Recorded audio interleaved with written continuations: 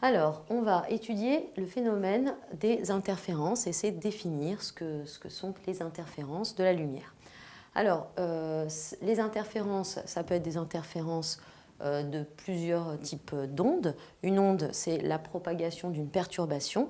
Et là, on va se limiter au cas de la lumière. Alors, on a un faisceau, une source laser, qui est notée petit s, qui envoie un faisceau sur un écran. Lorsqu'on observe l'écran et qu'il n'y a rien sur le trajet entre la source laser et l'écran, on observe un point. Maintenant, si on met une fente fine ou un obstacle, alors un obstacle, ça peut être un cheveu, quelque chose qui gêne la propagation de cette lumière. Eh bien, si on met une fente fine qui est représentée ici et qu'on pose un écran derrière, eh bien voilà ce qu'on observe. Ça s'appelle, et vous l'avez vu, une figure de diffraction, avec une tâche centrale de diffraction et de part et d'autre des tâches secondaires. Alors ça, c'est un rappel sur le phénomène de la diffraction. Maintenant, les interférences avec toujours une même source laser, au lieu de mettre une fente fine, on place deux fentes fines qui sont parallèles et qui sont côte à côte et vraiment fines par rapport à de grosses ouvertures où on observerait juste un point du coup, si la lumière elle rentre et qu'elle n'a pas changé de direction. Donc là, on a deux fentes fines et là, ce qu'on observe sur l'écran, c'est placé ici. Donc on observe, si on compare par rapport à tout à l'heure, par rapport à la diffraction, c'est la même figure globale, à part qu'on voit des alternances de zones sombres, brillantes, sombres, brillantes. Ça s'appelle des franges d'interférence. Donc ça s'appelle le phénomène d'interférence. Et la figure, c'est les figures de diffraction et d'interférence. C'est pour ça que parfois, on peut les confondre. Mais on parle de franges d'interférence et de taches de diffraction. Donc déjà, dans la nomination, c'est un peu différent.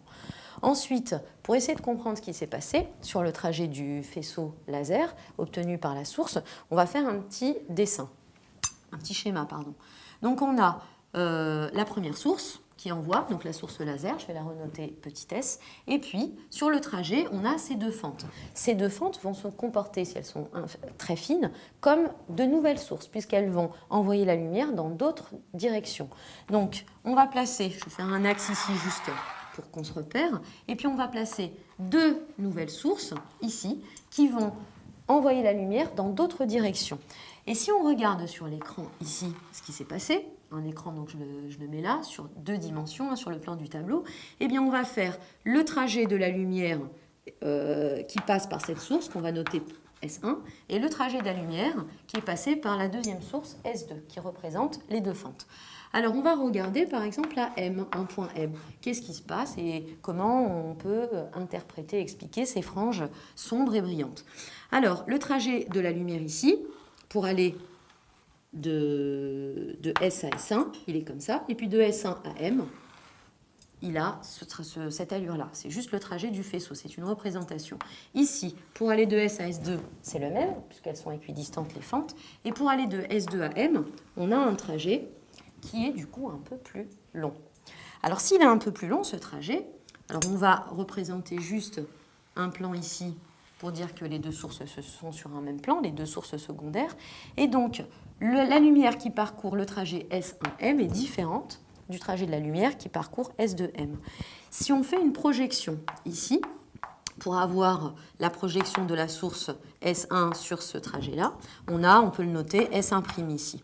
Eh bien, ces deux distances-là, je vais les représenter en rouge, elles sont les mêmes, on est d'accord. Par contre, il y a une différence, la différence de trajet, c'est cette petite distance-là, celle-là, que je vais représenter en plus gros. Cette différence-là de trajet, on l'appelle dans ce cas-là la différence de marche. Cette différence de marche, on va la noter petit delta. Petit delta. Alors, si la différence de marche, petit delta, elle est égale à un nombre entier k fois la longueur d'onde. Alors on est bien d'accord aussi que c'est une source qui envoie la lumière, une source laser, et donc cette source laser, elle a une fréquence. Donc les lumières qui passent par les deux fentes ont la même fréquence et la même longueur d'onde. Donc on a, si la différence de marche entre les deux faisceaux qui arrivent au point M est égale à un nombre d'entiers fois, une fois, deux fois, trois fois la longueur d'onde, on a ce qu'on appelle des interférences constructives. Interférences constructives. Et ces interférences constructives, on les voit là où les zones, ici sur l'écran, sont brillantes. Donc c'est les zones rouges ici qu'on a représentées en rouge. Si la différence de marche, donc c'est le deuxième cas, si la différence de trajet, qu'on appelle la différence de marche, petit delta, elle est égale à un nombre entier plus un demi. Ça veut dire si k vaut 1 demi, bah, ça vaut 2 demi. Si k vaut 2, ça vaut 5 demi. D'accord? Donc on a un nombre qui est différent d'un nombre entier avec ce 1 demi. Si la différence de trajet, elle vaut k plus 1 demi fois la longueur d'onde, eh bien on est dans le cas d'interférences destructives. Et les interférences destructives, on les voit sur l'écran par les zones où l'intensité est minimale. Donc minimale, ça se traduit par des zones sombres. Les franges sont sombres ici, ne sont pas éclairées.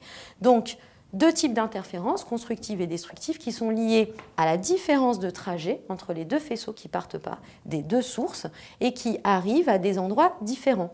Donc ces trajets-là, si on le regarde en un point, on a bien des différences de marche qui vont être différentes.